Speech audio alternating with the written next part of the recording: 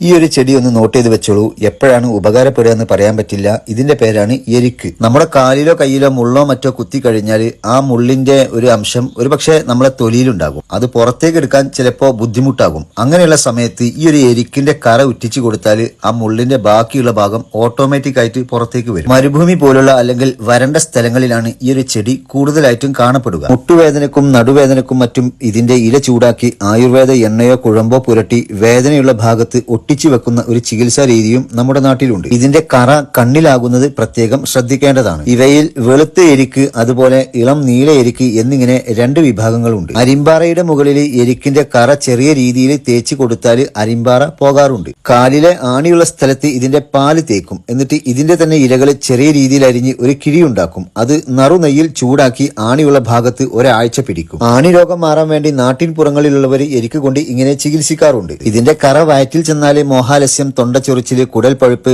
വയറിളക്കം തുടങ്ങിയ സംഗതികൾ ഉണ്ടാവാം. അതുകൊണ്ട് നോക്കിയും കണ്ടും ഉപയോഗിക്കുക. പുഴുപ്പല്ല് മാറാൻ എരിക്കിന്റെ പാല് പല്ലിൽ തേക്കാറുണ്ട്. ഇതിന്റെ കായകളിലും പൂവുകളിലും ഇലകളിലും ഒന്നും പൊതുവെ പൊടി പിടിക്കാറില്ല. അതുകൊണ്ട് തന്നെ അലർജിക്കുള്ള മരുന്നായിട്ടും ഇത് ഉപയോഗിക്കാറുണ്ട്. തുടർച്ചയായിട്ടുള്ള തുമ്മലുണ്ടാകുമ്പോൾ പണ്ടൊക്കെ എരിക്കിന്റെ പൂവ് വെറ്റിലയിൽ ചേർത്ത് മുറുക്കി തുപ്പുന്ന ഒരു രീതി ഉണ്ടായിരുന്നു. ഇതിന്റെ തണ്ടോ വിത്തോ നട്ട് കൃഷി ചെയ്യാവുന്നതാണ്. ഇങ്ങനെ ഒരുപാട് ഗുണങ്ങളും ഒരുപാട് ഐതിഹ്യങ്ങളുമുള്ള ചെടിയാണ് എരിക്ക്.